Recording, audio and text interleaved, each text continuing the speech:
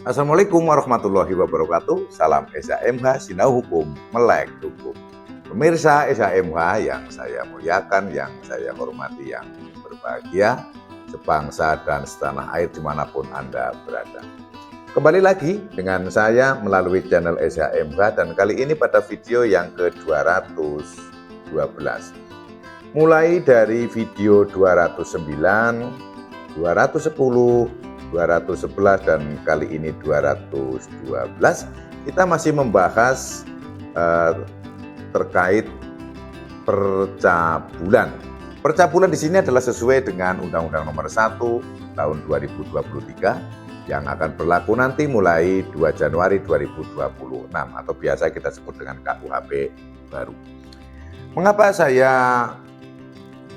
dalam membahas percabulan ini terkesan berulang? Karena memang dalam pasal 414 KUHP baru ini memang unsurnya banyak ya. Ada huruf A, B, C. Kemudian huruf A, huruf B, huruf C itu sudah saya sampaikan, yaitu huruf A pada video 209, huruf B pada 210, huruf C pada 211. Dan sekarang kita akan membahas pasal 414 huruf 414 ayat 2 KUHP baru. Setiap orang dengan kekerasan atau ancaman kekerasan memaksa orang lain untuk melakukan perbuatan cabul terhadap dirinya dipidana dengan pidana penjara paling lama 9 tahun. Kalimatnya cukup harus kita fokus untuk memahami ya. Setiap orang dengan kekerasan atau ancaman kekerasan memaksa orang lain untuk melakukan perbuatan cabul terhadap dirinya. Memaksa orang lain untuk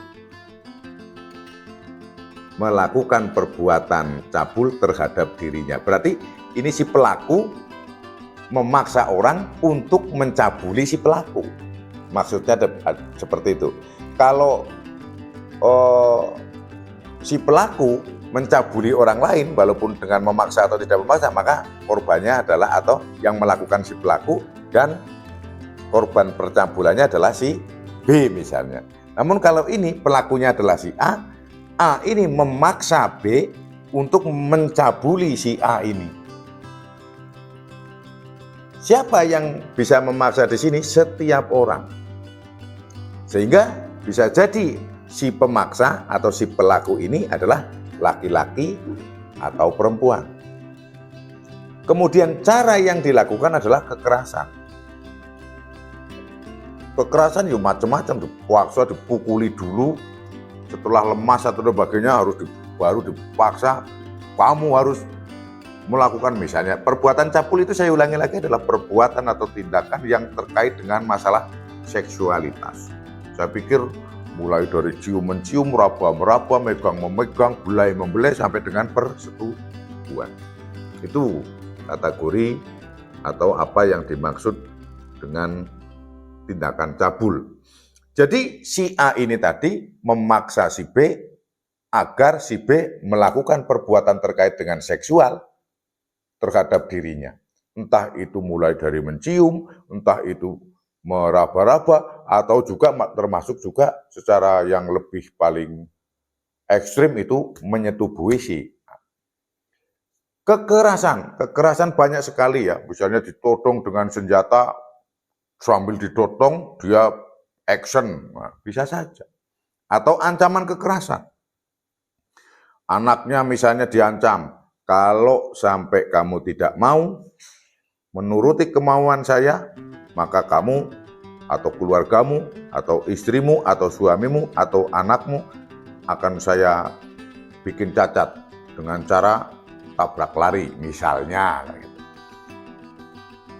Nah, karena ada tekanan-tekanan kekerasan atau ancaman kekerasan ini, maka yang tadinya si A ini tidak mau melakukan, maka jadi mau. Nah, itulah yang dimaksud dengan kekerasan atau ancaman kekerasan memaksa orang lain melakukan perbuatan cabul.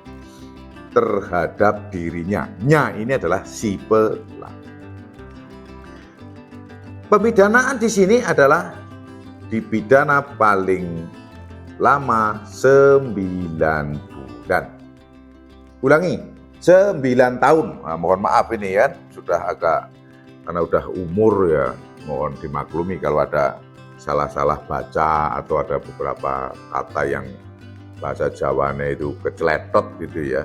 Ya mohon dimaklumi. Yang penting tidak merubah makna kan katanya. Jadi paling lama 9 tahun. Kasus-kasus seperti ini cukup sering terjadi dan rata-rata memang korban-korbannya itu adalah kaum-kaum rentan ya, kaum-kaum rentan. Walaupun secara langsung saya belum pernah ada sih kalau yang seperti ini di Kulon Progo kok belum pernah ada.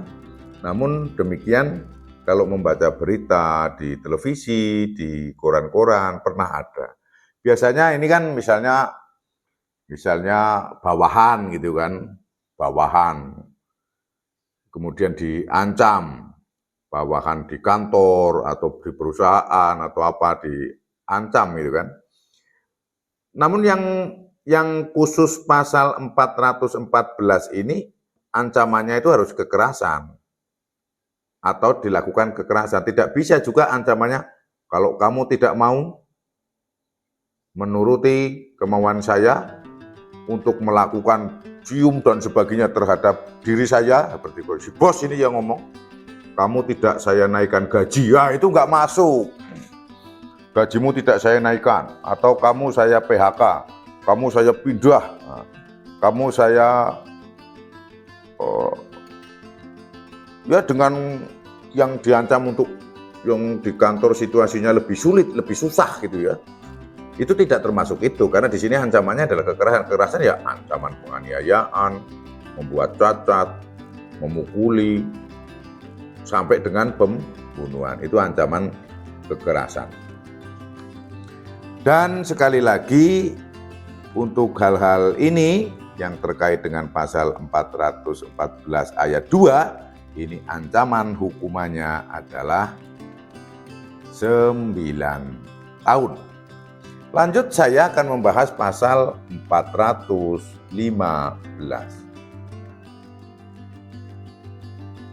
415 ini dipidana dengan pidana penjara paling lama 9 tahun setiap orang yang huruf A melakukan perbuatan cabul dengan seseorang yang diketahui orang tersebut pingsan atau tidak berdaya. Jadi ada orang yang pingsan karena sesuatu hal, misalnya katakanlah kan zaman sekarang itu banyak pesepeda itu kan ke gunung, ke jalan-jalan dari perbukitan yang indah, akhirnya banyak ada yang sendirian, kadang ada yang berdua, ada yang rombongan kan seperti kalau seperti di kampung saya ini banyak itu trek-trek sepeda itu, mulai di sebelah selatan rumah saya itu namanya treknya itu trek Luna Maya kan gitu. Nah, karena apa? Karena Luna Maya itu sering beberapa artis itu kan, ada Luna Maya, ada banyak lah itu kan. Ayu Ting Ting itu pernah piknik di sebelah selatan rumah saya itu, naik VW itu kan. Ada itu di IG atau di TikToknya mereka. Banyak juga yang pada naik sepeda dan sebagainya. Nah, karena mungkin di sepeda ada yang di tepi gunung, ada cewek ini, yang ada cewek, jatuhlah ke jurang, pingsan dia. Nah, temennya nolong ini kan, nolong. Karena jatuh, mau nolong. Wah, lihat kok, wah kok cantik ini, kok sepi ini di kebun ini, di bawah jurang ini. Nah, karena dia pingsan, memanfaatkan kesempatan dalam kesempitan. Nah, seperti itu kalau yang pingsan. Kemudian kalau yang tidak berdaya ini ya contoh ya, kadang ada itu kan, pada main ke pub atau naik klub dan sebagainya, mabuklah si cewek ini kan. pura-pura diantar atau kayak film jadinya. Nah, barulah dilakukan pencabulan pada saat dia tidak berdaya karena mabuk kan, teler itu kan. Nah, itu ancaman hukumannya 9 tahun. Kemudian yang huruf B, melakukan perbuatan cabul dengan seorang yang diketahui atau patut diduga anak. Anak ini adalah seseorang yang berumur belum sampai 18 tahun. Sehingga kalau terjadi pencabulan dengan seorang yang diketahui atau patut diduga anak ini, ancaman hukumannya adalah 9 tahun. Terlepas si anak itu anak perempuan atau anak itu anak laki-laki. Jenis kelaminnya tidak ditentukan. Bisa jadi perempuan, bisa jadi laki-laki. Namun siapapun yang melakukan pencabulan terhadap anak dipidana 9 tahun. Dalam unsur pasal 415 huruf B tidak mensyaratkan unsur memaksa, anaknya terpaksa atau tidak terpaksa. Sehingga walaupun si anak ini mau dan anak ini jelas dipahami masih di bawah 18 tahun, katakanlah umur 16 atau 17 tahun, dan kemudian si anak ini mau dan dilakukan pencabulan, dibawa ke hotel misalnya lewat aplikasi HP dan sebagainya. Oh, ini masih anak-anak misalnya, kok mau, ini ada A kok melakukan itu, masuk 9 tahun. Walaupun si anak itu mau sama mau. Namun di sini dijelaskan melakukan perbuatan cabul dengan seseorang yang diketahui atau patut diduga anak. Sekali lagi bahwa yang dimaksud dengan perbuatan cabul adalah kontak seksual yang berkaitan dengan nafsu birahi dan kecuali perkosaan. Itu yang dimaksud perbuatan cabul dalam pasal atau dalam undang-undang KUHP. Banyak ini, dan ini deliknya bukan delik aduan. Tidak disyaratkan di sini delik aduan, sehingga kalau mohon maaf ada yang lewat aplikasi, mas-mas dewasa, bapak-bapak, kakek-kakek, kemudian main aplikasi, kemudian nemu cewek yang umur 16 tahun, umur 17 tahun, atau 18 tahun kurang 1 hari, dan melakukan sesuatu hal terkait dengan seksual di hotel, di losmen, di villa, atau di tempat lain, masuk 9 tahun, walaupun si anak ini mau. Apa alasan hukumnya? Adalah pasal 415. Dipidana dengan pidana penjara paling lama 9 tahun setiap orang yang melakukan perbuatan cabul dengan seorang yang diketahui atau patut diduga anak.